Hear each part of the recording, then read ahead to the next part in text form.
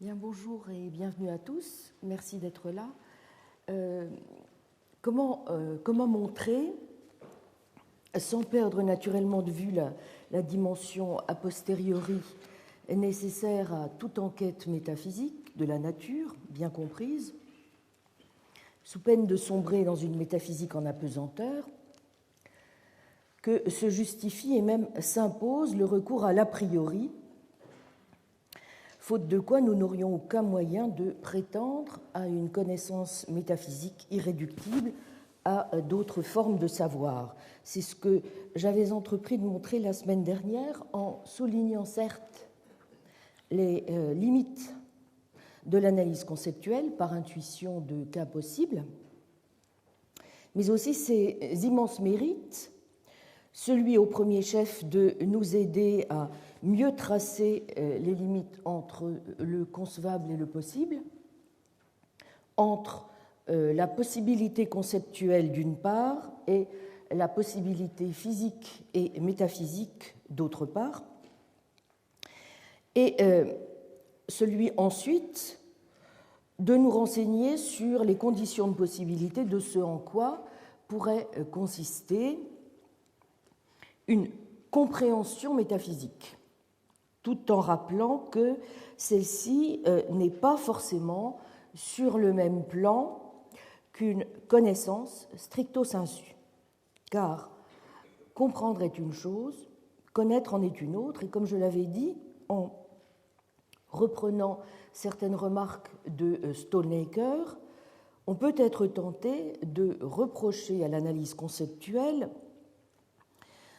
d'être au fond une approche trop internaliste, car connaître suppose que l'on soit en mesure de rendre compte non seulement de la manière dont nous connaissons, mais aussi et peut-être d'abord du contenu de ce que nous pensons, ce qui impose bien à la connaissance une dimension externaliste et, avais-je ajouté, une dimension d'autant plus nécessaire dans le cas qui nous concerne que ce que nous attendons d'une connaissance métaphysique de la nature, c'est qu'elle nous informe sur l'état des choses réelles.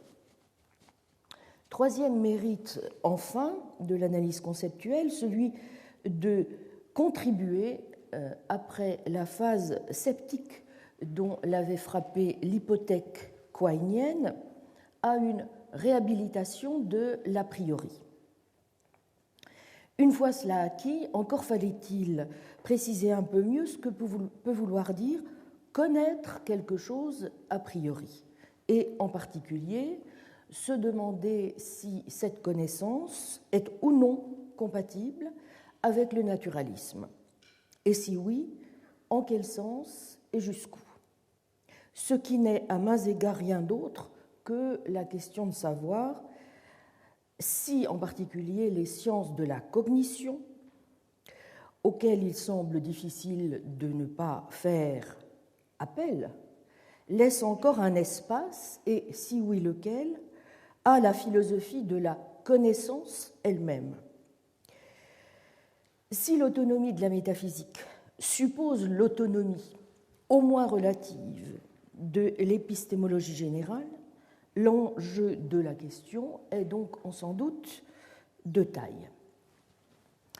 J'avais d'abord souligné la nécessité de distinguer, dans ce que l'on met sous le terme de naturalisme, en particulier, entre ce qu'on peut appeler son sens ontologique et son sens épistémologique, rappelant que, s'agissant du premier, il recouvrait, somme toute, une idée assez banale, en ceci qu'il revient ni plus ni moins à dire que les seules choses qu'il y a, eh bien, ce sont des choses naturelles. En revanche, entendu en son second sens, ce qui est alors en cause, et cela est loin d'aller de soi, nous allons y revenir, c'est un engagement d'un certain type sur la manière dont on peut, et peut-être doit, étudier et expliquer les choses qu'il y a dans le monde. Et en particulier, expliquer non seulement au sens réductionniste, mais éliminativiste, en termes de lois causales du type de celles qu'on trouve en physique, en biologie, en neurosciences, donc expliquer les phénomènes humains, culturels et sociaux. J'avais suggéré que, tout en restant dans un certain cadre naturaliste, il était possible de défendre l'idée selon laquelle on peut réduire sans éliminer, et donc conserver en particulier un espace dans lequel peuvent se déployer aussi bien l'a priori que, jusqu'à un certain point du moins, une forme de normativité. Et pour ce faire, j'avais indiqué 3 pistes. Premièrement, s'employer à repenser le rôle épistémique de l'intuition elle-même et voir comment on peut l'utiliser de façon, dirais-je, non compromettante en métaphysique. Deuxièmement, repenser plus généralement le domaine de l'a priori. Troisièmement, voir dans quelle mesure on peut défendre, et si oui, jusqu'où, l'idée de la présence d'une certaine normativité au sein même de la nature, ce qui non seulement justifierait, mais imposerait qu'on ne perde certes pas de vue la dimension a posteriori et descriptive de notre enquête, mais pas davantage sa dimension a priori, normative, et donc pour une bonne part aussi sa dimension de nécessaire révision. J'avais examiné, et c'est là que nous en étions restés, la première question en suggérant certains moyens de redonner un rôle épistémique à l'intuition, souvent vilipendée en métaphysique, en raison de son opacité, mais aussi en raison de ses attaches souvent nocives avec les métaphysiques du fondement. Et j'avais réfléchi à la possibilité de lui faire jouer en particulier le rôle d'une justification prima facie ou de ce qu'on appelle désormais une autorisation épistémique, entitlement, ou pourrait-on dire encore d'une fondation sans fondement, et donc toujours en droit défaisable. Cela, avais-je dit, est non seulement possible, mais souhaitable, car loin que les intuitions auxquelles les philosophes font appel soient idiosyncrasiques, elles sont souvent très partagées, comme y a insisté en particulier Hilary Cornblyth, et font ainsi partie, avant même de jouer un rôle sur le plan de la connaissance réflexive, qui imposera certes de les soumettre ensuite à la critique, à la contestation. Elles font partie de ce que l'on peut, avec Ernest Sosa, appeler notre connaissance animale, notre connaissance d'arrière-plan, sans laquelle nous ne pourrions même pas simplement commencer à raisonner. Autrement dit, l'intuition pourrait fonctionner comme une sorte de jugement pré-théorique ou comme une relation d'autorisation épistémique a priori qui justifierait prima facie l'acceptation de certains contenus sans préjuger naturellement de la question de savoir si ces contenus eux-mêmes sont ou non a priori. Ce sont évidemment 2 questions distinctes. En tout cas, cela nous conduirait à admettre l'idée, et en cela nous resterions fidèles à nos engagements rationalistes, selon laquelle certaines sources de la connaissance sont a priori, c'est-à-dire indépendantes de l'expérience. Il me faut donc à présent, et c'est ce que je voudrais faire avec vous aujourd'hui, avant de commencer la semaine prochaine à aborder la dimension plus a posteriori de notre enquête, ce qui me conduira incidemment à décaler donc d'une semaine l'examen du réalisme scientifique que j'avais initialement prévu aujourd'hui, mais je crois qu'il est bon que nous essayons tout de même de préciser encore certaines choses. Il me faut, disais-je, revenir, bien que trop rapidement encore, je m'en excuse d'avance, sur les deux autres pistes. Premièrement, comment repenser le domaine de l'a priori et en tenir compte, n'est-ce pas, dans notre projet de connaissance métaphysique de la nature. Deuxièmement, voir dans quelle mesure on peut défendre, et si oui, jusqu'où, l'idée de la présence donc d'une certaine normativité au sein même de la nature, qui non seulement justifierait, mais imposerait, vous voyez, qu'on ne perde pas de vue la dimension a priori, normative et donc pour une bonne part aussi, la dimension de nécessaire révision de notre enquête. Alors commençons par le domaine de l'a priori. Christopher Peacock, qui a beaucoup contribué à redonner une certaine vitalité, pour ne pas dire une vitalité certaine, aux réflexions contemporaines en épistémologie sur l'a priori, fait remarquer que, je le cite, l'existence de l'a priori a été considérée comme incompatible avec une certaine forme obligatoire de naturalisme. Et il pose la question suivante: est-ce le cas? Et y a-t-il des substituts naturalistiquement motivés qui soient adéquats à l'a priori? C'est une des 5 questions que Peacock pose dans le chapitre qu'il consacre à l'a priori dans l'Oxford Handbook de philosophie contemporaine. Les autres questions, incidemment, sont celles-ci. Comment caractériser l'a priori?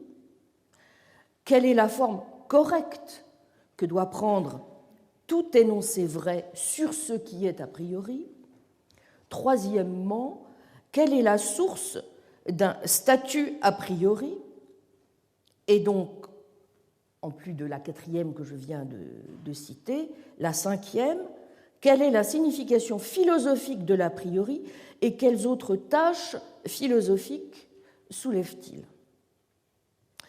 Alors, je commencerai par faire remarquer que si par naturalisme on entend toute approche visant à considérer qu'il est possible de réduire, voire d'éliminer tout ce qui, de près ou de loin, n'est-ce pas, échappe à la nature, qu'il s'agisse de l'esprit, des normes, de ce qui, d'une manière ou d'une autre, n'impose pas une référence obligée à l'expérience sensible des corps et le contact causal avec les objets physiques qui nous entourent,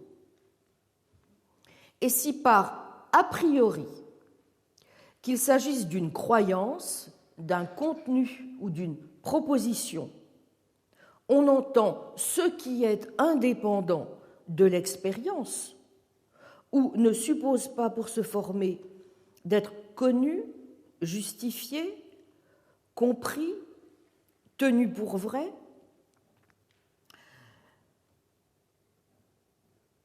ne suppose pas donc pour cela le recours à l'expérience, eh bien alors on ne s'étonnera pas que le naturalisme et l'a priori aient le plus souvent été considérés comme deux concepts franchement incompatibles.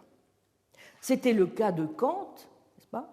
Est a priori ce qui est indépendant de l'expérience, ce qui s'oppose à l'empirique, l'universel, ce qui est universel, nécessaire, ce qui, comme je l'ai dit, constituait pour Kant une excellente raison pour lui de préférer l'idéalisme transcendantal et, incidemment, une approche déontologique de la connaissance, puisque l'entendement était vu comme le siège de règles prescriptives, n'est-ce pas? Donc de préférer l'idéalisme à la voie médiane qu'il avait envisagée et qui aurait pu se présenter, n'est-ce pas, comme étant celle d'un système de préformation de la raison pure, mais c'était aussi, bien entendu, le cas de Frege, de Husserl, dont l'antipsychologisme consistera à dire, par exemple, chez Frege, que les lois de l'être vrai, c'est évidemment une distinction capitale sur laquelle on aura peut-être l'occasion de revenir tout à l'heure, les lois de l'être vrai ne sont pas les lois du tenir pour vrai. Contre Boltzmann ou Mach en particulier, qui admettaient un gradualisme pragmatique et intégré Darwin, Frege ne cessera d'affirmer que les lois logiques disent non pas comment on pense, conformément à des lois de la pensée éventuellement expliquées de façon évolutionniste, mais comment on doit penser.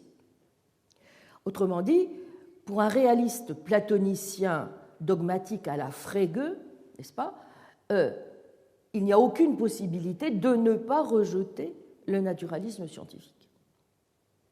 Mais c'est aussi, l'avons-nous vu, même si cela s'accompagne de nouveaux arguments et de nouveaux brouillages, dans les définitions et les distinctions canoniques qui vont de pair avec ces concepts, le cas de Quine, de souligner l'incompatibilité du naturalisme et de l'a priori. Comme le rappelle Peacock, je le cite, « L'impression selon laquelle il y a une incompatibilité de ce genre trouve souvent son expression dans la littérature consacrée à ces sujets chez ceux qui sont favorables à des idées dans une large mesure quiniennes. » Ainsi, dans Theories and Things de 1981, Quine formule une doctrine naturaliste dans ses grandes lignes. Il caractérise le naturalisme comme, je cite, la reconnaissance du fait que c'est au sein de la science elle-même et non dans telle philosophie première qu'il faut identifier et décrire la réalité. Fin de citation. On ne saurait être plus clair. Y a-t-il pourtant une incompatibilité totale entre le naturalisme et la reconnaissance d'une certaine forme d'a priori? Serait-il possible, en particulier, de voir dans l'a priori comme ce que Peacock appelle les poutrelles du naturalisme, ce qui aurait tout de même un avantage non négligeable, puisqu'il permettrait d'éviter à la fois le naturalisme réductionniste et scientiste à la Quine, n'est-ce pas? Donc d'éviter une épistémologie intégralement naturalisée, mais d'autre part d'éviter aussi une forme de réalisme dogmatique platonicien à la Frege.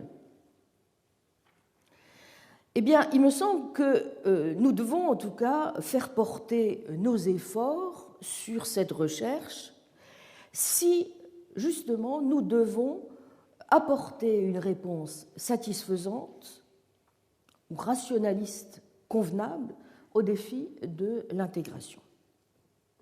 Peacock considère ainsi que l'existence et la nature de l'a priori sont des questions définitionnelles pour la philosophie. L'attitude qu'a un philosophe à l'égard de l'a priori est vraiment fondamentale pour déterminer ce qu'est toute son approche du sujet.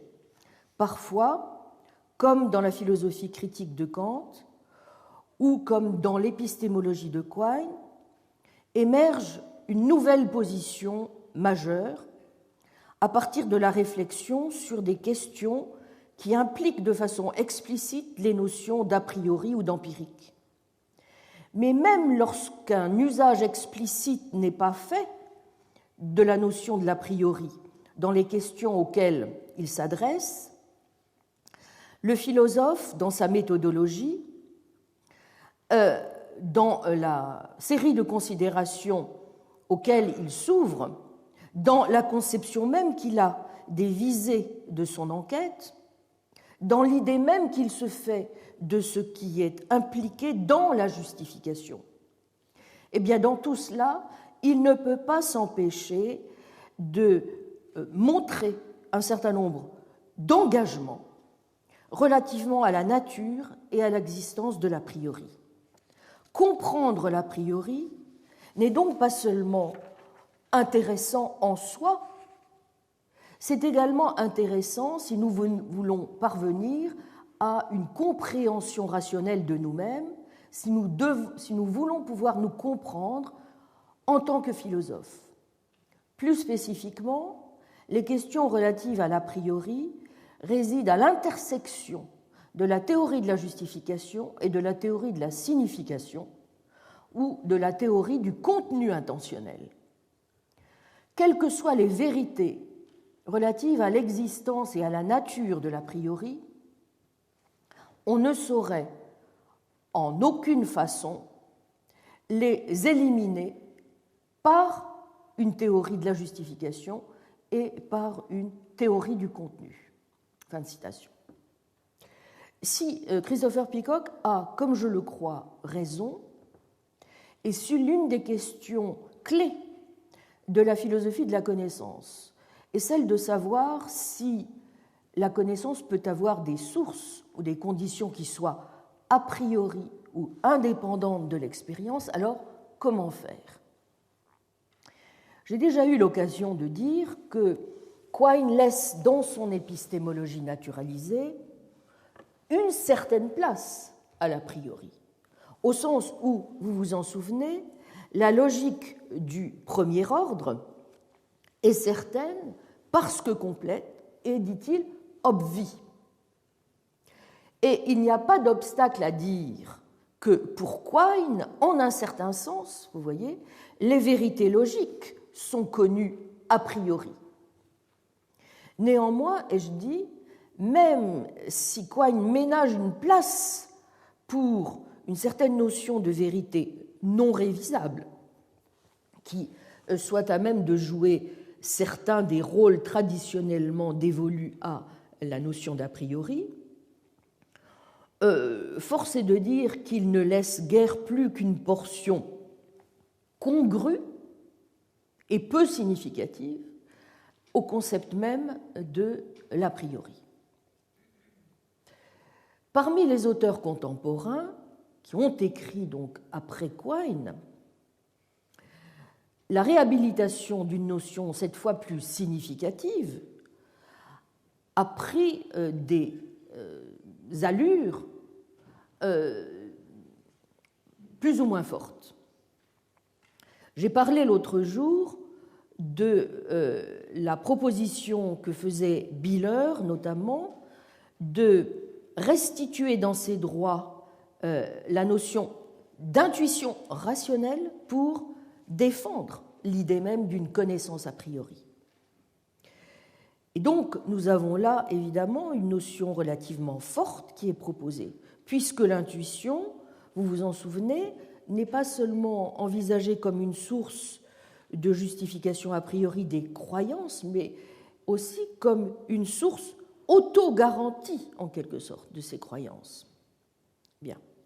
Et Biller va aussi loin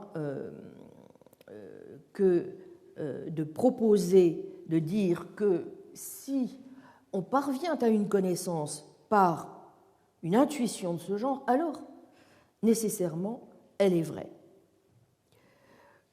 Je vous avais dit que quelqu'un comme Bonjour de même défendait aussi bien que de façon un peu plus modérée, puisqu'il admettait l'idée même que les intuitions rationnelles soient faillibles et révisables, lui aussi considère qu'on peut faire un sort à cette idée selon laquelle les intuitions viseraient en quelque sorte à être des appréhensions directes du caractère nécessaire de la réalité.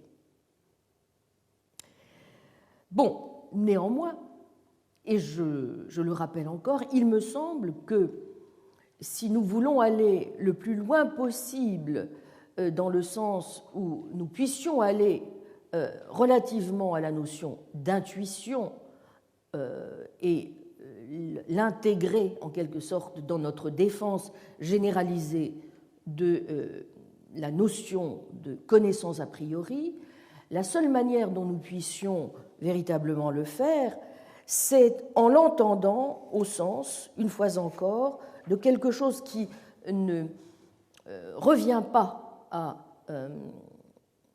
exiger l'existence de principes ou de connaissances a priori absolues, n'est-ce pas, comme c'est le cas dans le rationalisme classique, même si ce n'est pas non plus, à l'inverse, une conception purement pragmatique de l'a priori, selon laquelle donc, les principes seraient a priori à certains moments de l'histoire, mais cesseraient ensuite, en fonction de l'avancement de la science, de l'être. Je pense que l'on peut adopter une conception, vous voyez, qui soit à mi-chemin entre ces deux idées, et c'est précisément la suggestion que nous avons faite de voir comment il peut y avoir des intuitions a priori au sens de justification prima facie. Cela nous donnerait donc déjà, par ce biais, vous voyez, l'idée d'un certain domaine, non pas absolu, mais relatif de l'a priori. C'est aussi dans cet état d'esprit que Peacock travaille lorsqu'il envisage, par exemple, de considérer comme a priori certaines transitions entre les états mentaux ou encore la nature des contenus et des concepts concernés. Cela signifie que plutôt que d'aller en direction d'une sorte de concept général ou absolu de l'a priori, vous voyez, il faudrait peut-être distinguer selon les champs, selon les domaines, selon le type de contenu, que ce soit un contenu perceptif, que ce soit un contenu davantage lié à notre mémoire, par exemple, ou que ce soit aussi le domaine des inférences que nous faisons. En tout cas, il faudrait peut-être, selon les domaines, que nous distinguions donc plusieurs concepts, une sorte de pluralisme de l'a priori en fonction des domaines. Mais je crois que c'est une démarche qui peut tout à fait se justifier. On pourrait dire ainsi, par exemple, s'agissant de la connaissance de soi, que lorsque quelqu'un dit qu'il souffre, qu'il a mal, eh bien, c'est quelque chose qui est relativement a priori, relativement à l'expérience qu'il fait de sa douleur. Mais vous voyez pourquoi je dis qu'on ne doit jamais entendre cela au-delà de quelque chose comme une justification prima facie, parce que, en effet, ce genre de justification ou d'autorisation, en un sens prima facie, n'est-ce pas, ne peut en aucun cas être considéré comme définitive. Il est fort possible que, en la circonstance, je me trompe, n'est-ce pas? Bien. De la même manière, on peut considérer évidemment que quelqu'un qui effectue une déduction est quelqu'un qui a une garantie en quelque sorte a priori que certaines transitions déductives sont vraies. Donc je pense qu'il faut distinguer entre le fait d'avoir prima facie des raisons de croire, par exemple, ce qu'on voit, ce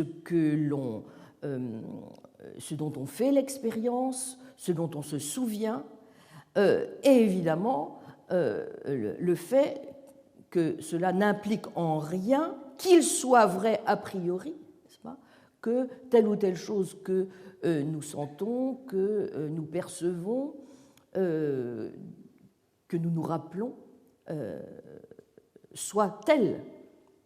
Au contraire, et Peacock insiste beaucoup sur ce point, le plus souvent même, lorsque nous arrivons au bout de la chaîne des justifications, quelquefois, très souvent, c'est faux. Mais cela ne signifie pas pourtant, n'est-ce pas, que nous devions négliger, me semble-t-il, l'importance de cette première étape, une fois encore, parce que si nous ne nous abritions pas derrière cela, alors il serait très difficile de tout simplement commencer à juger, à raisonner. Bon. Autrement dit, je pense qu'on doit pouvoir, de façon assez générale, non plus limiter le domaine de l'a priori à la thèse selon laquelle il y aurait des concepts ou des transitions a priori, mais l'étendre à l'idée même qu'il peut y avoir des autorisations épistémiques a priori, et donc que le domaine de l'a priori peut s'étendre au domaine plus général de la justification de la connaissance et de nos normes épistémiques. Il me semble qu'on peut montrer que pour certaines d'entre elles, et je vais y revenir, ces normes ont bien un caractère a priori. Je l'avais du reste montré l'an dernier dans le cours que j'avais consacré aux normes épistémiques, selon que ces normes s'appliquent au langage, à la pensée ou à la connaissance en général, et selon la manière dont elles guident les états, les actions ou les pratiques qu'elles sont supposées régir et fonctionnent donc comme, je l'ai dit la fois passée, des prérequis normatifs. Mais que sont au juste ces prérequis normatifs et comment pouvons-nous donc les entendre sans renoncer, je le répète, purement et simplement à toute approche naturaliste de la connaissance et de la normativité? Cela suppose, comme vous le voyez, si nous voulons ne pas nous couper d'entrée de jeu d'un certain naturalisme, aller beaucoup plus loin dans l'examen même de ces normes et tâcher de comprendre en particulier comment elles peuvent ne pas être en totale opposition avec la nature. J'en viens donc au deuxième point de l'examen, et je crois qu'il nous faut ici distinguer normes et normes, si j'ose dire. Il faut en distinguer essentiellement 5. Je le rappelle, on peut entendre les normes comme des règles de signification, comme des normes propres à des concepts, comme des engagements ou des prérequis normatifs de rationalité, comme des justifications ou des raisons, et enfin, cinquièmement, comme des normes générales de la connaissance et de l'enquête. Bien. Donc, je rappelle brièvement quelques points que j'avais évoqués au cours du printemps dernier. Les normes ou règles de type 1, c'est-à-dire les normes ou les entendues comme des règles de signification, n'est-ce pas, sont celles que nous associons de façon générale à des expressions linguistiques et qui régissent l'usage de ces règles linguistiques. Lorsque, par exemple, vous dites que vous savez ce que veut dire chat, cela signifie que vous connaissez la règle, n'est-ce pas, qui permet d'appliquer ce mot, ce concept, à des chats. Entre parenthèses, vous voyez que les normes ainsi comprises n'ont rien de spécifiquement épistémique, sauf si on entend par ce terme la connaissance des significations. Mais vous vous souvenez, j'ai dit précisément que je ne voulais pas limiter le registre de la connaissance à celui de la seule analyse des significations.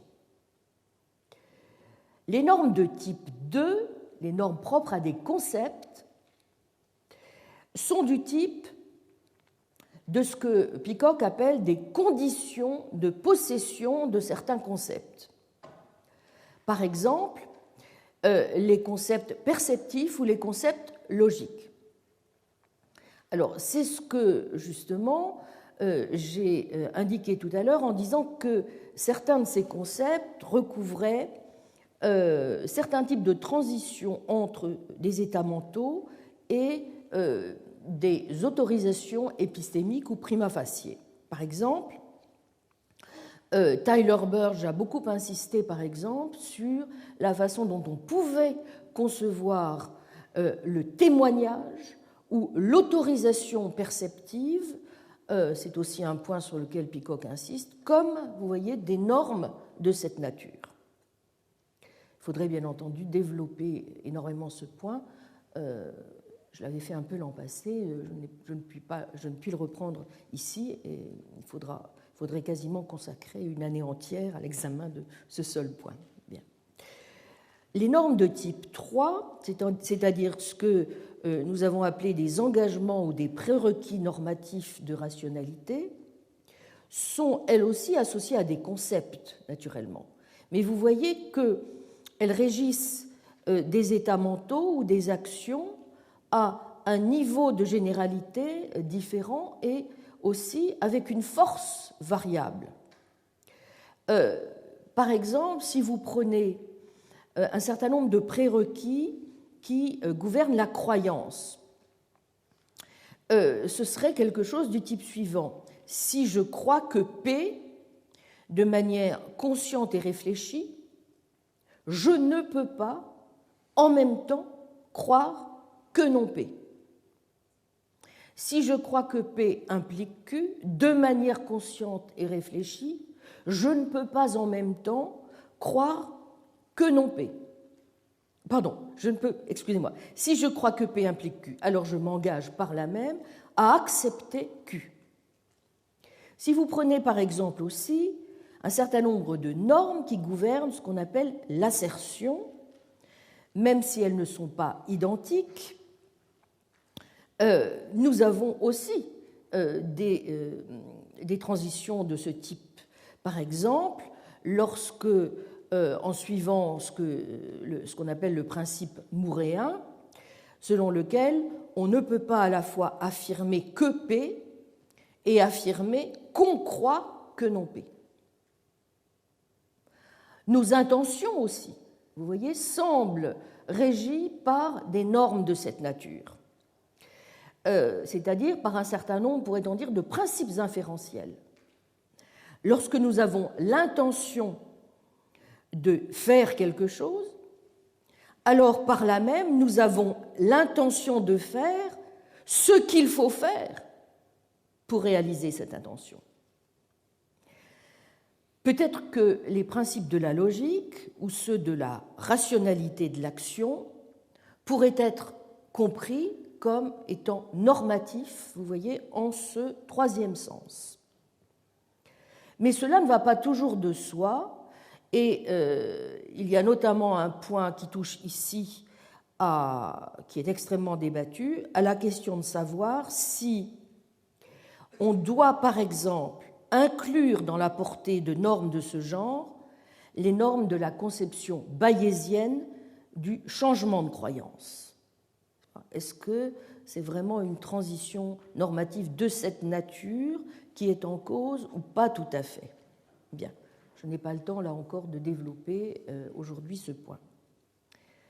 Si vous prenez maintenant les normes de type 4, c'est-à-dire entendues comme des justifications ou des raisons qu'on peut avoir de croire telle ou telle proposition, n'est-ce pas?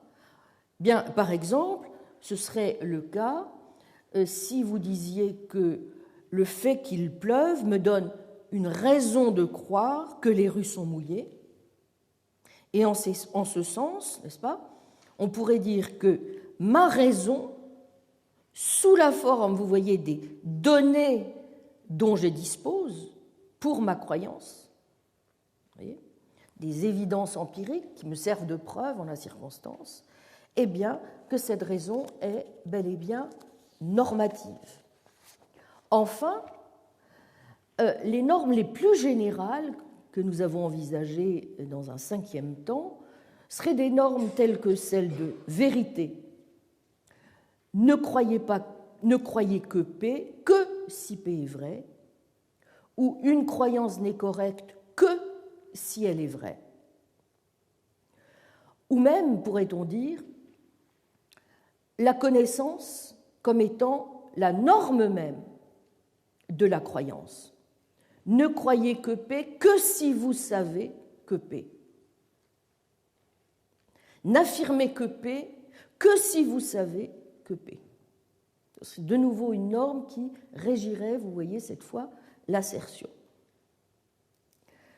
Ou encore, si vous suivez une position évidentialiste stricte, induite par votre respect d'un certain nombre de règles minimales de ce qu'on pourrait appeler l'éthique de la croyance, ne croyez que ce pourquoi vous avez des données suffisantes, n'est-ce pas ?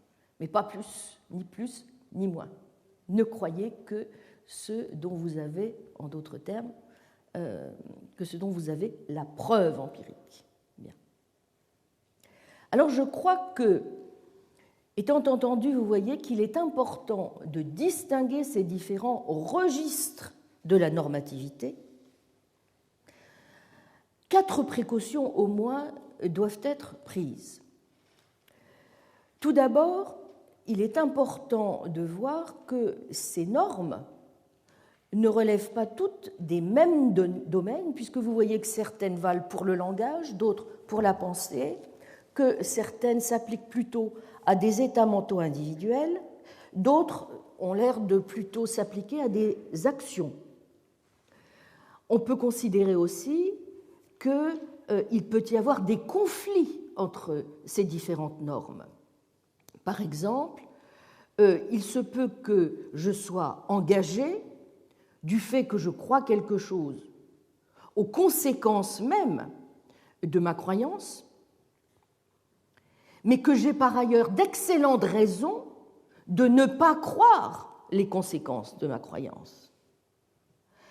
Par exemple, je dois croire au sens d'un engagement normatif si je crois que le monde a été créé en 6 jours, que le monde a été créé en moins d'1 semaine.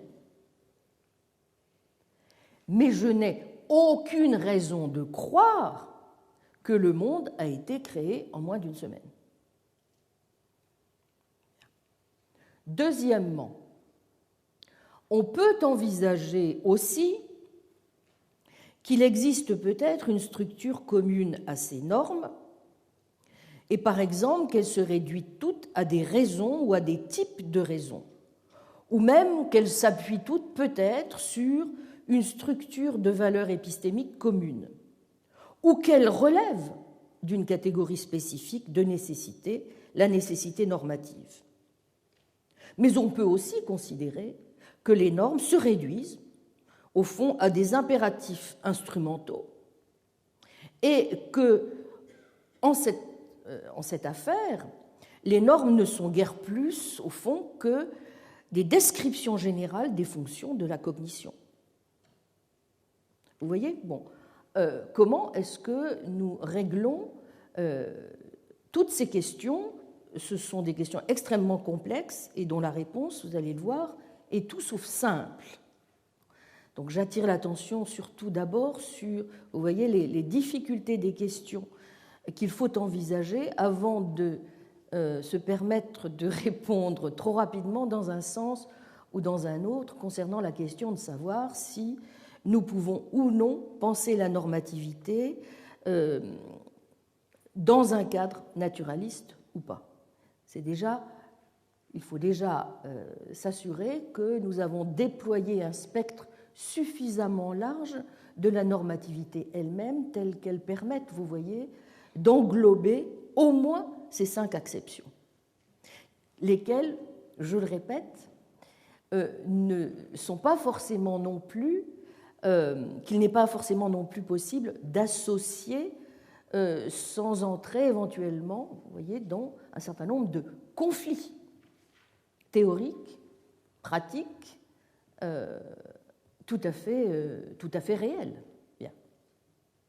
Troisième remarque que je souhaitais faire, lorsque j'ai dit tout à l'heure que le domaine de l'a priori doit s'étendre plus loin que celui des seules vérités analytiques en vertu de la signification, et que j'ai refusé d'associer ces dernières à des simples conventions du langage, j'ai envisagé qu'il puisse exister des normes épistémiques auxquelles seraient bel et bien soumises nos croyances empiriques, et que ces normes pourraient être constitutives de nos concepts et de nos opérations mentales.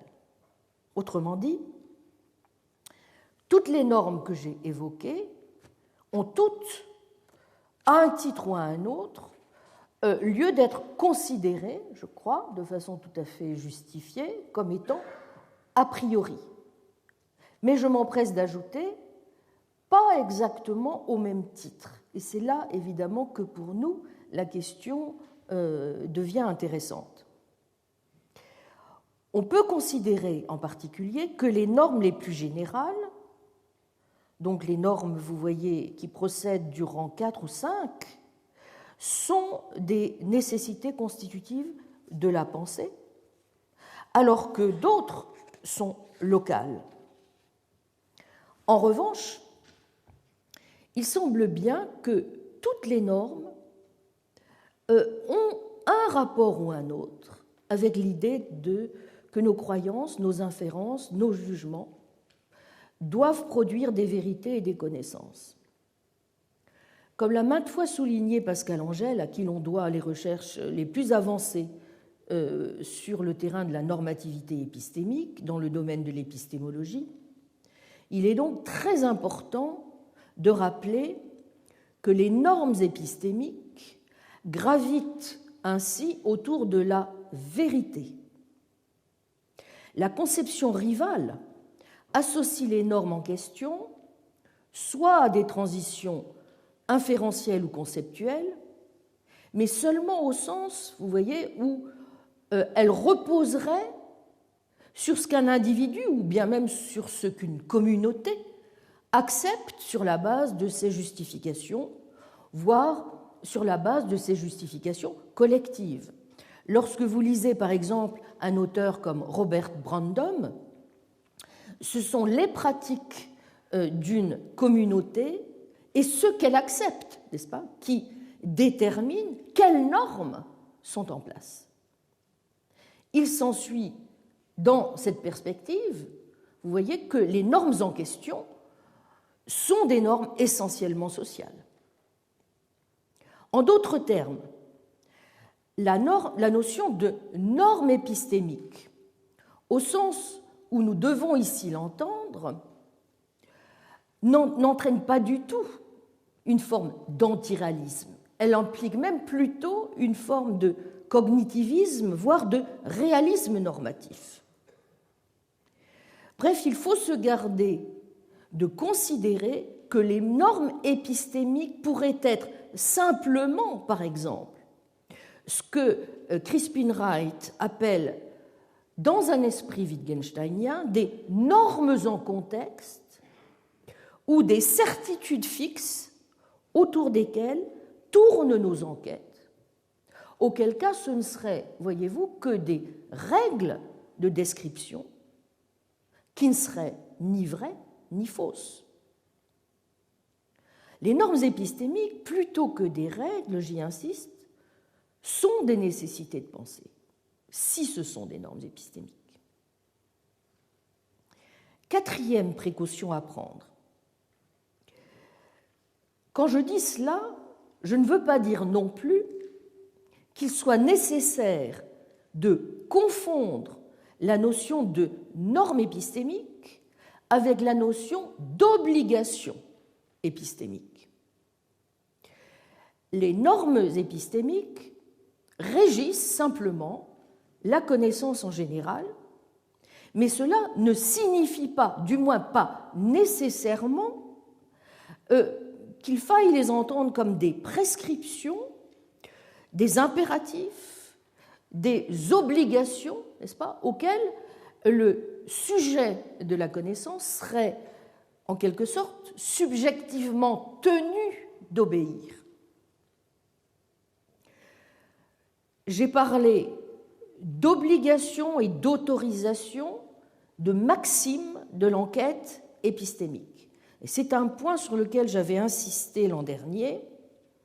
Parler, vous voyez, d'autorisation épistémique, de justification prima facie défaisable, n'entraîne, et c'est très important de le voir, en aucun cas, dans mon esprit, une conception nécessairement déontologique de la justification. qu'est-ce que cela implique? Cela implique, ou cela a une conséquence importante pour ce qui nous occupe. Cela veut dire qu'il est tout à fait possible, bien entendu, de critiquer quelqu'un qui n'obéirait pas à une telle norme. Par exemple, quelqu'un qui serait à ce point crédule qu'il croirait n'importe quoi. De même, on pourrait aussi critiquer quelqu'un qui n'accepterait pas certains prérequis rationnels sur les croyances, et nous pourrions dire de lui qu'il ne comprend pas réellement le concept même de croyance et de connaissance. Mais quand on dit cela, vous voyez, cela n'implique pas nécessairement que ce soit une condition de la connaissance qu'on connaisse ces normes. Alors, en disant cela, ce que je veux dire en particulier, et ceci va me conduire à l'examen qui nous occupe, cela veut dire en particulier que des animaux ou des enfants peuvent, sous une forme élémentaire, respecter de telles normes. Et que les normes peuvent être en place même si on ne les respecte pas.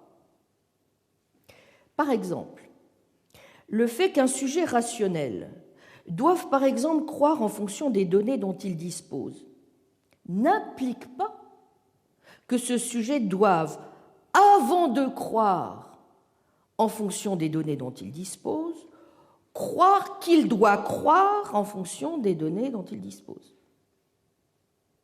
Il peut parfaitement croire et respecter la norme sans savoir consciemment qu'il le fait, ni se dire qu'il doit le faire. Cela va jouer un rôle important dans la manière même dont nous pouvons, et je crois, devons en vérité, stratifier le mental et penser le passage éventuel d'une strate que nous pourrions appeler protocognitive à des strates bien plus élaborées au sens proprement épistémologique du terme. Ce qui est, je vous le rappelle, notre objectif si nous voulons essayer justement de comprendre comment éventuellement certaines normes émergent de la nature. La norme même selon laquelle on ne doit affirmer que ce que l'on sait est elle-même, nous le savons bien, largement implicite et n'apparaît explicitement qu'à des occasions particulières, notamment dans certains contextes. Bref, il importe de ne pas confondre deux choses. Premièrement, le fait d'être guidé par une norme qui justifie propositionnellement nos transitions épistémiques, et deuxièmement, le fait de délibérer sur nos croyances, en adoptant explicitement cette fois cette norme comme prémisse. Or, et c'est là un point important, je vais y revenir, la majeure partie des croyances que nous formons ne requiert que la première des conditions. Mais comment peut-on se conformer, direz-vous, à des normes épistémiques si on ne les connaît pas? Comment peuvent-elles être des normes si on ne peut envisager d'être critiquées pour les avoir mésusées? Il faut bien, évidemment, qu'à un moment donné, on s'en rende compte. Mais, une fois encore, peut-être que l'erreur ici serait de demander trop à nos croyances, et en particulier d'exiger que toute condition rationnelle, toute norme épistémique puisse être internalisée. Après tout, la rationalité n'est pas elle-même totalement transparente. Peut-être bien, n'est-ce pas, que notre espace des raisons est donc déjà grignoté d'emblée par l'espace des causes. Et donc c'est ce point que je voudrais maintenant, dans un troisième moment, voir avec vous, des normes dans la nature, point d'interrogation.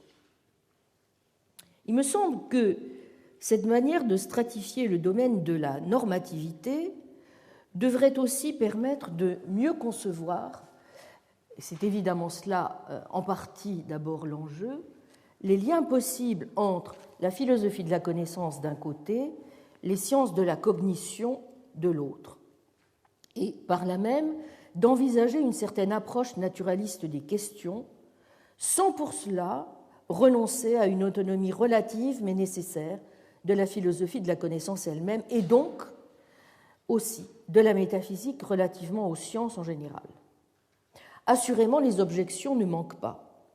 Nombreux sont ceux qui considèrent que, sauf à naturaliser et donc à éliminer l'épistémologie, il est impossible de mettre sur le même plan des analyses relevant de la psychologie cognitive et de la philosophie de la connaissance.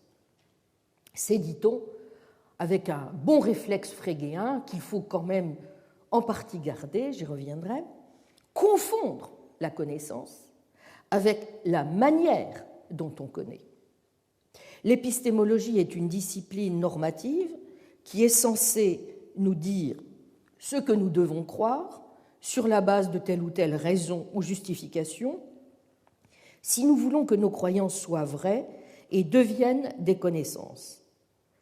Et il est donc souvent d'usage d'opposer les deux types de démarches. À la philosophie cognitive et à la psychologie de décrire de manière objective et aussi complètement que possible les outils cognitifs impliqués dans l'acquisition de connaissances, ainsi que les perturbations qui peuvent éventuellement les affecter, aux philosophes et aux épistémologues, dit-on, de comprendre et d'évaluer comment les sujets parviennent à rationaliser les situations qu'ils rencontrent pour parvenir à leur fin et de réfléchir aux conditions de possibilité de la connaissance. En d'autres termes, la tâche des philosophes, vous voyez, selon ce schéma bien rodé, serait normative plutôt que descriptive. La psychologie cognitive est censée décrire de manière objective les divers outils d'acquisition, n'est-ce pas ? L'épistémologie est censée expliquer et évaluer. Toute la question est de savoir si les cartes ne sont pas un peu plus brouillées qu'on ne le pense.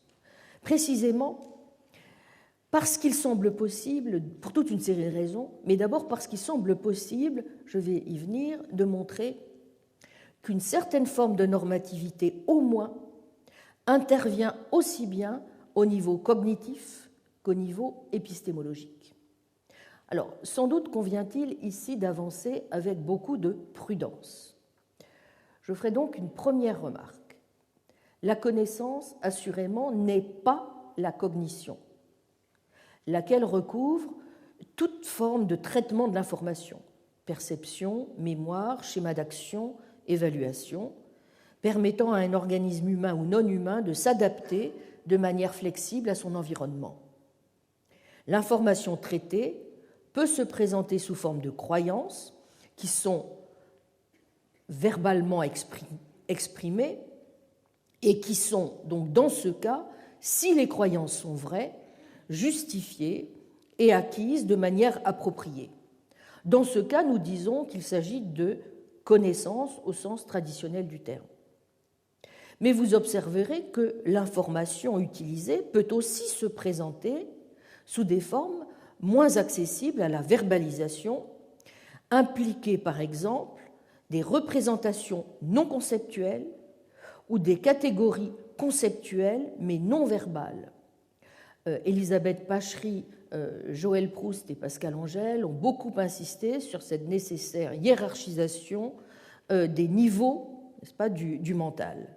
Vous voyez que dans le deuxième cas, on a raison de dire que la théorie de la connaissance n'a pas grand-chose ici à nous apporter et que c'est à la philosophie cognitive de proposer une théorie de la cognition qui nous permette, au fond, de rendre compte de l'ensemble des modes de fixation de nos croyances, de toute une série de savoir-faire, des théories implicites, des modes conscients ou non conscients d'accès à l'information.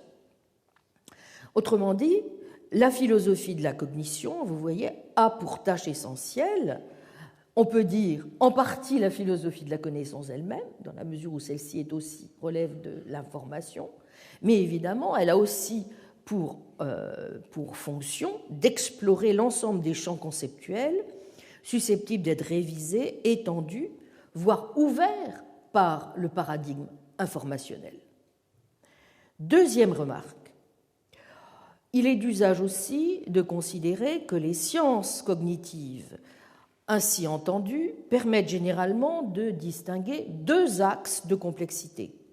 Un axe, dit-on, horizontal, lorsque l'on examine les états mentaux en relation fonctionnelle les uns par rapport aux autres, un axe vertical quand on envisage une hiérarchie de niveaux d'explication de haut en bas, de l'intentionnel au physique ou de bas en haut.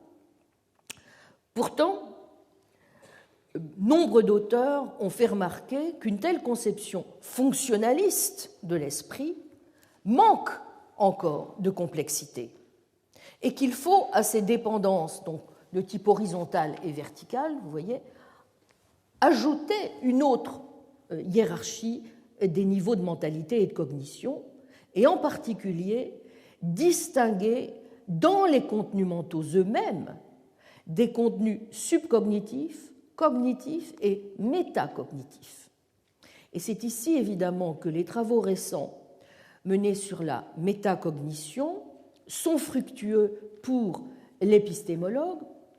C'est pourquoi je suis engagée depuis quelques années avec ma collègue Joëlle Proust justement dans des travaux que nous essayons justement d'accorder en fonction de nos soucis qui ne sont pas toujours du même ordre, n'est-ce pas ? Mais c'est évident que les travaux menés sur la métacognition permettent de repenser à nouveau frais les relations entre la cognition proprement dite et la connaissance. Si on définit très généralement, c'est évidemment une définition qui est encore à réviser et à affiner, et je pense par exemple que Joëlle Proust, dans ses derniers travaux, a montré qu'il fallait la concevoir de façon un petit peu différente.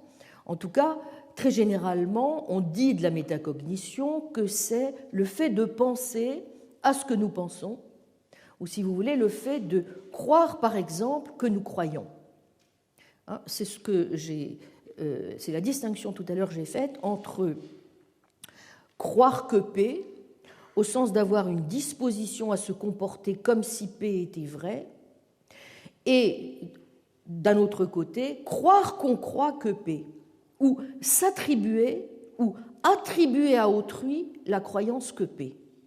Vous voyez la différence importante entre ces deux types de croyances, c'est que la première est dirigée vers le monde, on dit que c'est une croyance de premier ordre, tandis que la deuxième est dirigée vers l'esprit. N'est-ce pas ?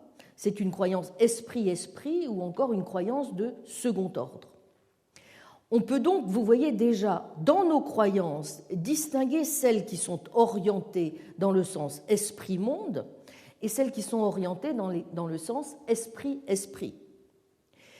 Et ce qui est intéressant, c'est que de nombreux travaux en psychologie expérimentale sur l'attribution d'états mentaux chez les humains et les primates montrent que la capacité de s'attribuer à soi-même ou d'attribuer à autrui des états mentaux, donc cette capacité de métacognition, est sinon une capacité distinctive des humains, en ce qu'elle semble présente sous des formes variées chez les primates, du moins une capacité qui fait une grande différence dans un esprit.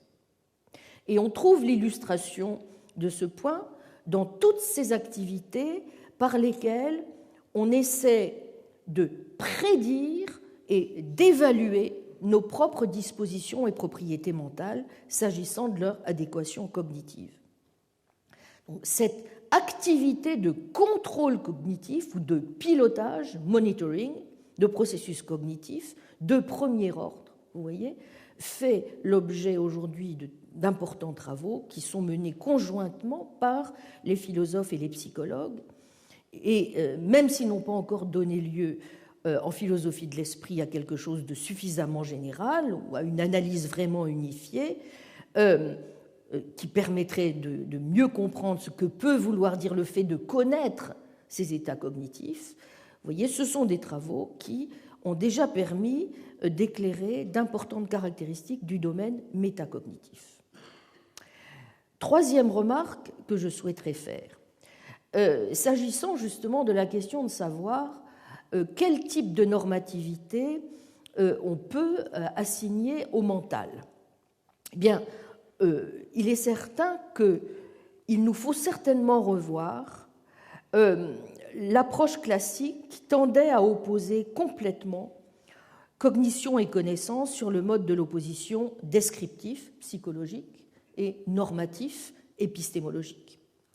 Là où, disais-je, une approche fonctionnaliste mettait au fond relativement sur le même plan nos états épistémiques, en soulignant la dépendance causale horizontale des états mentaux, vous voyez que la métacognition nous oblige précisément à revoir ces habitudes, puisqu'elle nous oblige en premier lieu à nous intéresser à sa structure.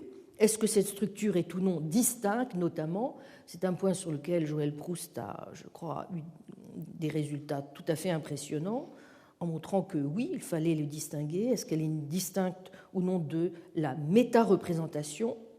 Et si elle l'est, ce qui semble donc le cas, cela l'empêche-t-il de manifester des propriétés normatives? C'est ça tout le point, vous voyez. Or, justement, il semble bien que non, puisque l'on peut observer au niveau métacognitif déjà plusieurs propriétés de cet ordre. La métacognition est, si je suis les conclusions de Joël Proust, premièrement prédictive et rétrodictive, deuxièmement, c'est un processus évaluatif dirigé vers le soi, troisièmement, c'est un processus qui a une fonction normative et motivationnelle, l'évaluation produisant à son tour des révisions et des ajustements reposant sur la prédiction et la rétrodiction procédurale. Donc, évaluation dirigée vers soi, prédiction. Autrement dit, même si la question de la normativité du mental et de ce qu'il y a lieu d'entendre par là sont largement débattues, vous voyez qu'elles se posent bel et bien, et avec sans doute une acuité particulière, sur le plan de la métacognition. Quatrième remarque, cela évidemment nous oblige, vous voyez, à singulièrement affiner la question que je soulevais tout à l'heure, de savoir si nous devions ou pas introduire une véritable hiérarchie entre les états mentaux. En tout cas, si l'analyse menée sur la métacognition se révèle juste, alors, en effet, elle nous oblige à nous demander si nous devons ou non distinguer différents états épistémiques. Bref, introduire une hiérarchie. Alors, la thèse fonctionnaliste, vous voyez, habituelle, énonce que les croyances sont des états mentaux, quels qu'ils soient, qui ont pour rôle d'entrer en relation causale et de produire causalement de nouvelles croyances et de nouvelles actions. Mais elle semble, vous voyez bien, si on la suit jusqu'au bout, laisser de côté de très nombreuses distinctions qui sont pour nous importantes. Par exemple, si on prend l'exemple des croyances, comment allons-nous distinguer, si nous restons simplement dans une hypothèse purement fonctionnaliste, entre des croyances verbales et des croyances non verbales, entre des croyances tacites et des croyances réflexives, entre des croyances que nous obtenons de manière directe ou des croyances que nous obtenons par inférence?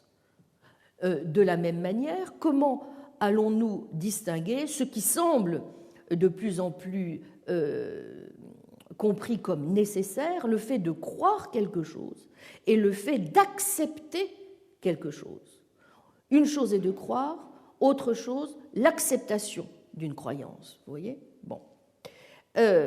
Qui implique, au fond, que l'on tienne une certaine proposition pour vraie et donc aussi qu'on puisse y renoncer si cela est nécessaire.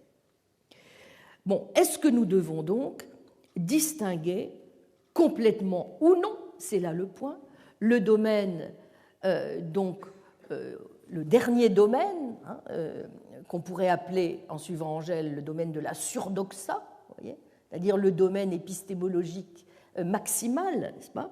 C'est-à-dire le domaine où la croyance, cette fois acquise, l'est par un raisonnement parfaitement délibéré et contrôlé. Bon. Cinquième précaution à prendre, je crois, la métacognition permet de comprendre sûrement pourquoi nous avons de bonnes raisons d'utiliser un langage subpersonnel plutôt que personnel pour caractériser les propriétés des représentations, en insistant notamment sur le fait, désormais bien connu en psychologie expérimentale, que l'accès à la conscience, mais c'est un point aussi que relèvent, c'est ça qui nous intéresse certains philosophes de la connaissance, l'accès à la conscience n'est pas définitionnel du mental. Si vous suivez une conception subjective du mental, vous considérez certes que vous ne pouvez pas éprouver de la douleur, ressentir une émotion, former une intention, si vous ne formez pas simultanément la croyance que vous le faites. Mais on peut aussi parfaitement objecter à cela que les douleurs, que les émotions, que les postures physiques, que les intentions ne sont pas toujours consciemment reconnues par l'individu chez qui elles se produisent, au moins pendant un certain temps ou dans certaines conditions. Donc, est-ce qu'il faut considérer qu'un état est mental parce qu'il contrôle le comportement, parce qu'il peut être reconnu rétrospectivement et appartient au type d'état qui est normalement appréhendé subjectivement, ou faut-il refuser de l'inclure parmi les états mentaux parce que le sujet ne le remarque pas ou ne le remarque pas encore? Qu'est-ce qui détermine l'accès d'un sujet à ces états proprioceptifs et intentionnels? La connaissance consciente de ses actes, de ses intentions et de son état semble dépendre de propriétés informationnelles objectives et non pas l'inverse. L'exemple que prend Joël Proust est celui du sujet qui se sent l'envie d'aller se promener parce qu'il peut former la représentation correspondante et l'associer à du plaisir. Mais il forme cette représentation et l'associe à cette émotion en vertu des relations informationnelles qui se sont établies au fil des apprentissages entre le cerveau et l'environnement. Ce n'est donc pas parce que le sujet a envie de se promener, si vous voulez, que son cerveau se met dans l'état motivationnel adéquat. Nombre de nos états mentaux sont de nature fugace et involontaire. Ce ne sont pas des états, autrement dit, qu'un sujet contrôle à proprement parler, ni qu'il accueille comme une libre activité. Ils se produisent dans sa tête, en lui, mais sans lui. Alors certes, on peut considérer qu'il y a une différence aspectuelle qui n'est pas mince entre ce qu'un sujet ressent comme une pensée qui lui vient quand il laisse son cerveau chercher un souvenir et les opérations actives du cerveau qui sont décrites par la psychologie et les neurosciences. Mais il n'est pas sûr que cette différence consiste dans autre chose que le simple fait que le sujet et le théoricien n'ont pas le même type d'intérêt pour le phénomène et non, dans l'absence de référence commune, à un seul et même phénomène. Autrement dit, le garant de cette possibilité tient dans la capacité qu'a le sujet de toujours pouvoir utiliser un indexical, pensé ou verbalement exprimé, pour désigner dans son flux mental les opérations passives dont il fait l'expérience. Par exemple, ce sont les expériences justement qui sont souvent évoquées dans ces cas. Le sujet peut faire référence à l'impression d'avoir un mot sur le bout de la langue ou d'être envahi par un sentiment de déjà-vu. D'où une première conséquence, vous voyez, relativement à l'autorité épistémique dont le sujet peut se prévaloir, qui n'a rien à envier à une quelconque connaissance des experts. Celle-ci n'entre pas en conflit avec la capacité qu'a le sujet de justifier rationnellement ses plans, ses croyances et ses actions. Même si le sujet ne possède pas la connaissance explicite de l'expert, il semble en mesure, comme le dit, je crois, de façon tout à fait convaincante Proust, de justifier l'usage de ses concepts mentaux ou ses décisions d'agir associées à son expérience acquise en exploitant la connaissance procédurale du cours de sa pensée et des moyens de contrôler. Autrement dit, je la cite, un processus mental se présente ainsi à la fois comme une procédure épistémique ou motivationnelle plus ou moins contrôlable et comme un processus neuronal. Le sujet et le raisonnement qu'il tient sur lui-même n'est qu'un mode de représentation dynamique qui dépend d'un processus objectif sous-jacent.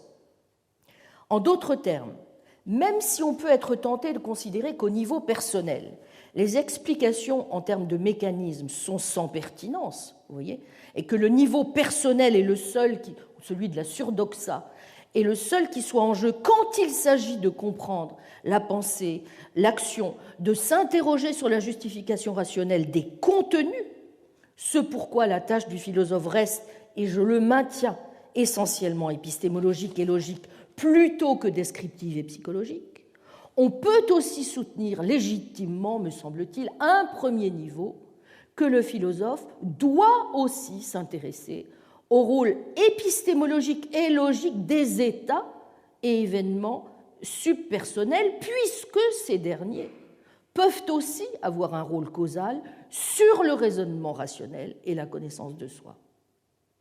Bon. Autrement dit, je crois que Joël Proust a tout à fait raison de dire, même si je vais nuancer ensuite mon propos, je la cite, l'idée qu'il existe un seul niveau d'intelligibilité pertinent pour le philosophe et qui constituerait le niveau personnel semble être contredit aussi bien par l'absence de fait de frontières entre les divers champs où le sujet forme des croyances et raisonne sur lui, sur autrui et sur le monde physique, que par la nécessité de droit de chercher à former une image cohérente, sinon complète, du monde. Fin de citation.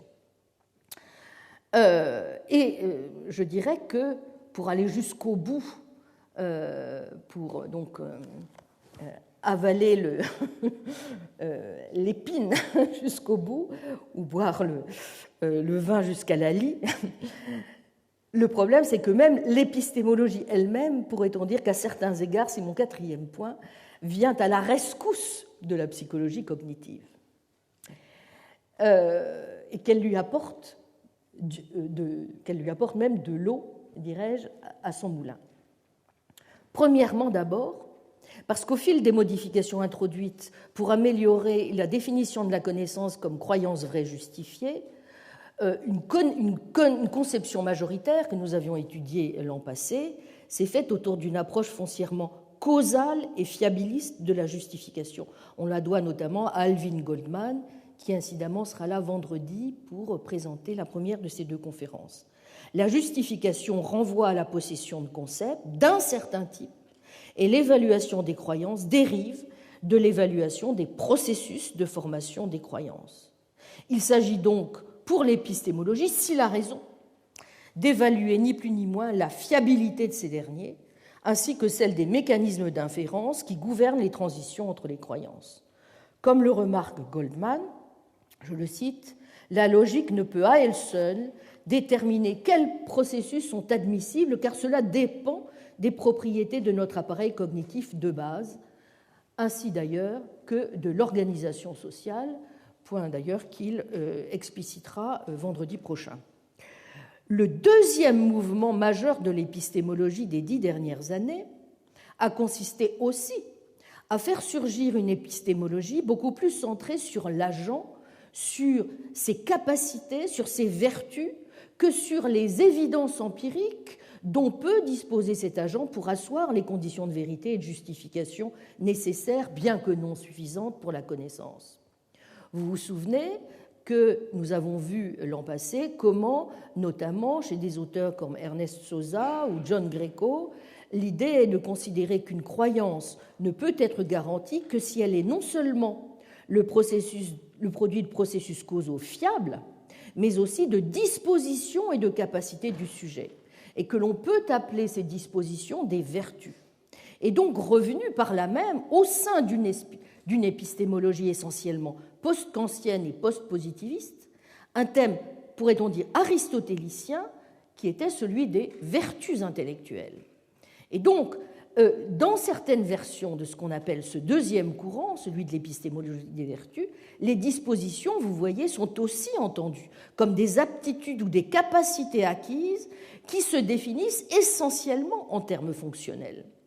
Selon certaines versions, c'est vrai, ce sont plus des habitudes volontaires qui impliquent un engagement de l'agent. C'est le cas notamment dans la version que propose Linda Zagzebski. Mais vous voyez, l'idée toutefois la plus générale est que si un agent a une connaissance, celle-ci peut être portée à son crédit. Donc, non seulement l'épistémologie introduit ici l'idée que les propriétés épistémiques telles que la vérité ou la justification ne sont pas les seules pertinentes pour l'évaluation épistémique, mais elle réintroduit aussi l'idée qu'un sujet connaissant est sujet à une évaluation qui peut être, selon les conceptions du reste, plus ou moins proche de l'évaluation éthique ou dont on peut essayer de comprendre les aspects cognitifs et métacognitifs. Cela voudrait donc dire que jusqu'à un certain point, il faut céder la place à un élargissement des valeurs épistémiques à d'autres valeurs que la simple connaissance, mais par exemple à des valeurs comme la compréhension, l'épanouissement de vertus intellectuelles associées même à des vertus morales, disent certains auteurs. Et la question se pose de savoir si des notions telles que le contrôle volontaire, l'engagement, imposent ou non un retour à une forme d'internalisme et à une conception déontologique forte de nos obligations épistémiques, ou s'il y a lieu, y compris dans une telle vision de l'épistémologie, de proposer une lecture naturaliste du contrôle de la conscience, de la volonté et de l'engagement. Si on suit une version comme celle de Joël Proust, par exemple, on peut parfaitement faire cadrer, vous voyez, une conception du contrôle de la conscience, de la volonté et de l'engagement parfaitement conforme, n'est-ce pas, à un certain nombre de prérequis de ce type d'épistémologie. Donc ce n'est pas un hasard, d'ailleurs, si elle s'inspire beaucoup d'un certain nombre de catégories provenant de ce deuxième courant. Mais il y a aussi un troisième courant de l'épistémologie, c'est celui qui est avancé par Timothy Williamson, qui revient à dire que la connaissance, c'est quelque chose qui est premier, n'est-ce pas ? C'est-à-dire que c'est un état mental, au même titre que percevoir, imaginer ou se souvenir. Cela revient donc à remettre, vous voyez, non seulement au premier plan de la philosophie de la connaissance, le concept de connaissance auquel on avait tendu à substituer celui de justification, mais aussi à soutenir sans complexe que l'épistémologie est une partie de la philosophie de l'esprit. Idée, cela dit, qui était déjà chère à Descartes et à Locke. Mais vous voyez que des accusations répétées de psychologisme, justement, avaient tendu à convaincre, avaient contribué à convaincre les épistémologues qu'il fallait la laisser définitivement sous le manteau. La conception traditionnelle voyait dans la croyance, non, mais pas dans la connaissance, un état mental, car celle-ci est composée d'une croyance et d'une condition non mentale, la vérité et peut-être la justification. C'est ce qui faisait dire, par exemple, à Jerry Fodor qu'une psychologie de la croyance est possible, mais pas une psychologie de la connaissance. Et dès lors, la psychologie cognitive, conçue comme une théorie de l'intérieur de l'esprit ou comme une théorie individualiste, si vous voulez, ne pouvait être qu'une psychologie de la croyance, éventuellement de la croyance vraie. Mais si on suit maintenant le modèle que propose Timothy Williamson, vous voyez, on peut tout à fait renverser cette image en insistant simultanément, 1, sur la primauté de la connaissance comme état mental, 2, sur la factivité de la connaissance. Et donc, en allant plutôt dans le sens d'une conception foncièrement externaliste et non pas internaliste de la connaissance. Troisièmement, insister sur le fait que la connaissance est quelque chose d'extérieur et donc que c'est quelque chose que l'on peut posséder sans en être conscient. Autrement dit, sans savoir qu'on le sait. La raison pour laquelle nous sommes réticents à voir dans la connaissance un état mental est, indique Williamson, que nous pensons implicitement aux états mentaux comme aux conditions internes auxquelles doit satisfaire un individu. Mais rien ne nous y oblige. Au contraire, du fait que nos états mentaux sont individués extérieurement, ils ne sont pas, dit-il, transparents ou lumineux. En d'autres termes, la connaissance n'implique pas que l'on sait. Elle n'en est ni une condition nécessaire, ni une condition suffisante. En revanche, l'assertion est soumise à la norme de la connaissance. Lorsque quelqu'un asserte que P, il est implicite qu'il sait que P, ou du moins se représente comme sachant que P. Enfin, même si la connaissance n'est pas définie en termes de notions comme celle de justification et de fiabilité, elle a bien des liens avec ces notions et avec d'autres notions causales, notamment avec celle de sensibilité et avec celle de sécurité. Ce sont des questions sur lesquelles je n'ai pas le temps de m'étendre aujourd'hui. Mais vous voyez que si on suit cette troisième position inhérente à l'épistémologie elle-même, on voit qu'il y a plus que des liens qui peuvent se tisser entre la philosophie de la connaissance elle-même, d'une part, la philosophie de l'esprit, mais aussi la psychologie cognitive. Vous voyez, et que les territoires peuvent singulièrement se brouiller, comme en atteste du reste le type des préoccupations et questions qui sont aujourd'hui dominantes en épistémologie et qui s'organisent autour des questions suivantes. J'en indiquerai brièvement quelques-unes. Que veut-on dire au juste en disant que la justification est normative?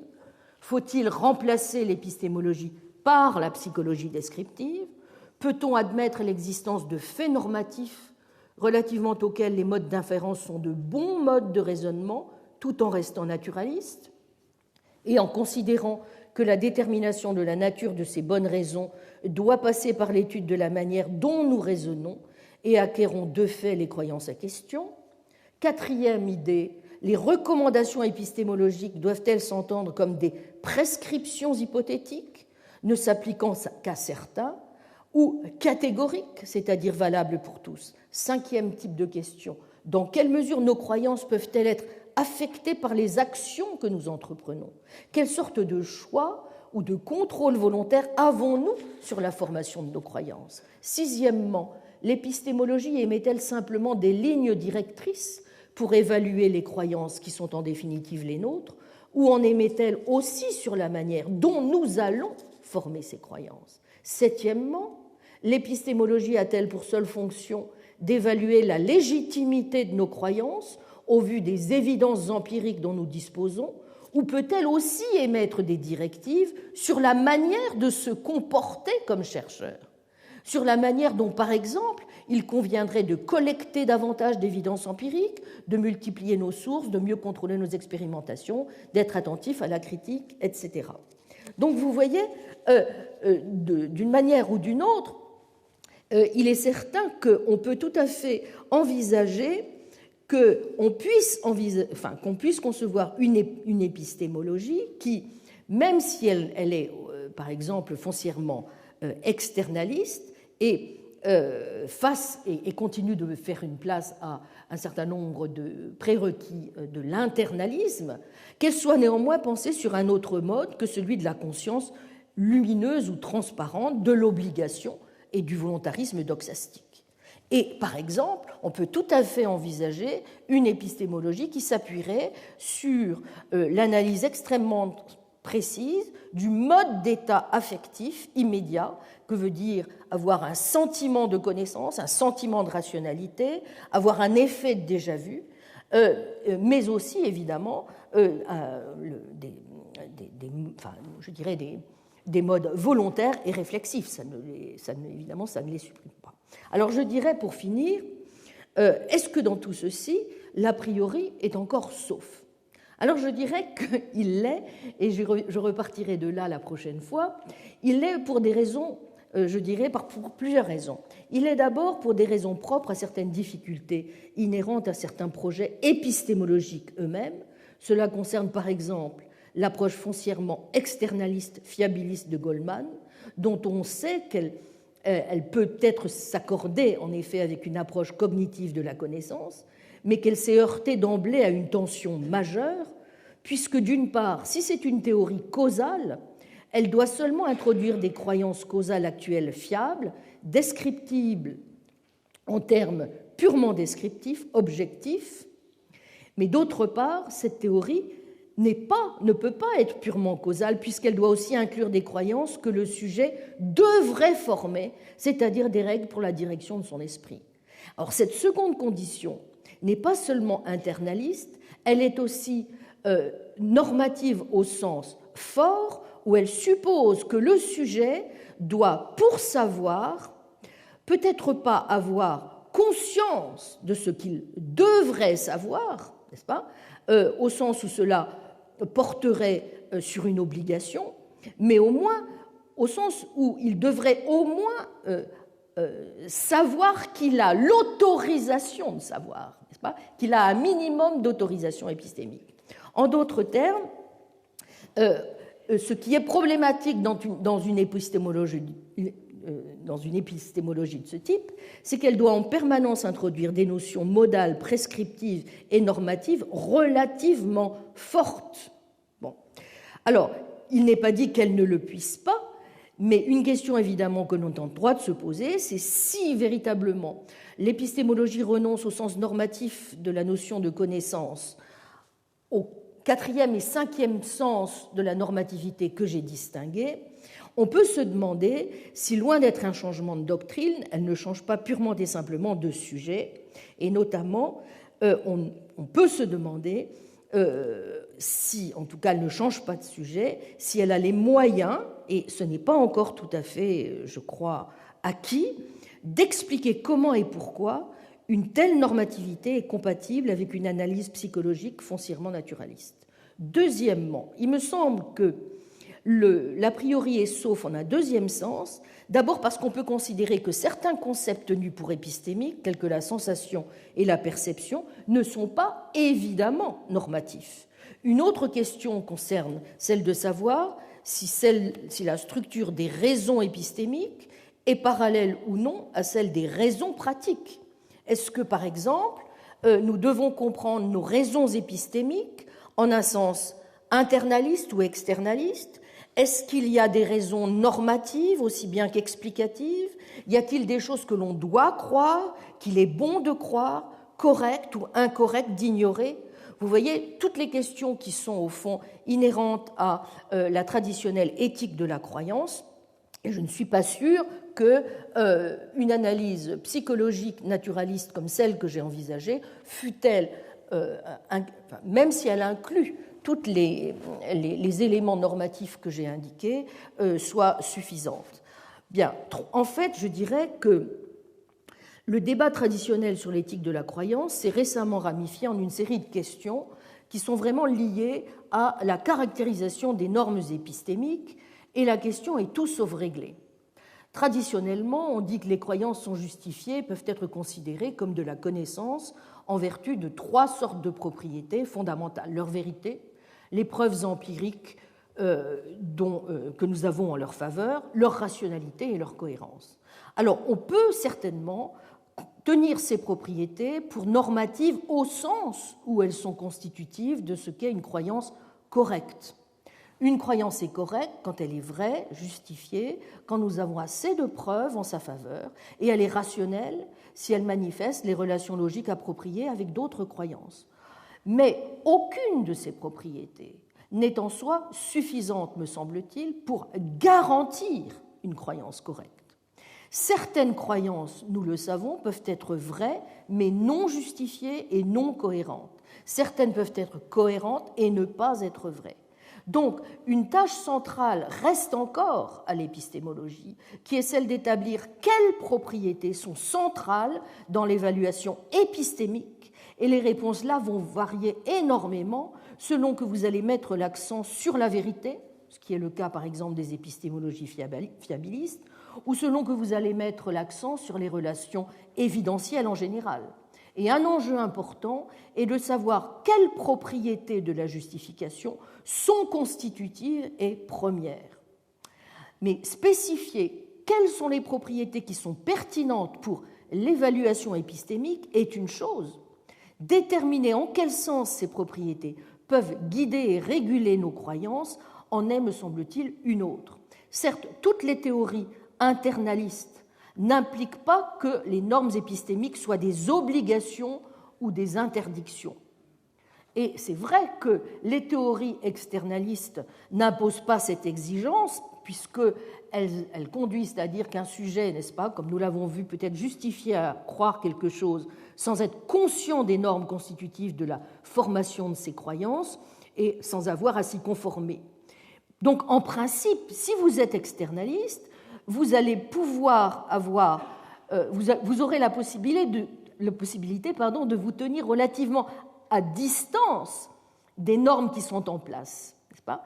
Mais ça ne sera pas possible, en revanche, si vous adoptez une théorie plus déontologique de la connaissance.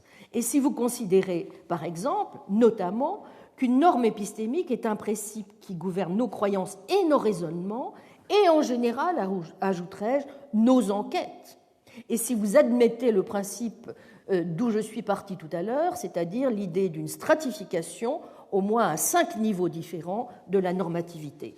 Et que connaître, c'est être en mesure de dire ce qui autorise, ce qui requiert et ce qui permet d'accepter des croyances ou des jugements. En particulier, s'il y a des obligations épistémiques à croire certaines choses, est-ce que cela ne suppose pas, par exemple, que nous ayons une sorte de contrôle volontaire sur nos croyances ? Alors, bien sûr, on peut critiquer, et naturellement, c'est ce que font beaucoup aujourd'hui, ce qu'on appelle le volontarisme doxastique. Et peut-être que le volontarisme doxastique est une position un peu forte, mais peut-être convient-il aussi de ne pas aller forcément tout de suite dans l'autre sens et de réduire toute forme de contrôle à une forme de contrôle qui se ramènerait au type de contrôle que l'on peut décrire sur le plan métacognitif. En tout cas, il me semble que tant qu'on n'aura pas tiré au clair ces questions, et dans le domaine de la connaissance, et dans le domaine aussi des sciences de la cognition, je doute fort qu'il soit possible, aussi attentif que l'on veuille l'être à ce qui se passe dans le domaine des sciences de la cognition, qu'il soit possible d'éliminer purement et simplement la première au profit exclusif de la seconde. Mais dire cela, je le précise, n'implique en rien qu'il ne faille pas penser en permanence à la manière dont, si du moins notre ambition est explicative, on peut envisager une cohabitation féconde entre les deux. Donc je reviendrai la semaine prochaine sur la manière dont il me semble que cela est non seulement souhaitable, mais tout à fait possible, à condition, sans souscrire d'emblée à ce qu'on a pu appeler un consensus antiréductionniste, qui a fait florès à partir des années 80, de réfléchir peut-être à de nouveaux modèles de réductionnisme qui soient justement à même de permettre des relations tout à fait sereines entre les philosophes de la connaissance et les métaphysiciens d'un côté, les psychologues et les scientifiques de l'autre. Je vous remercie.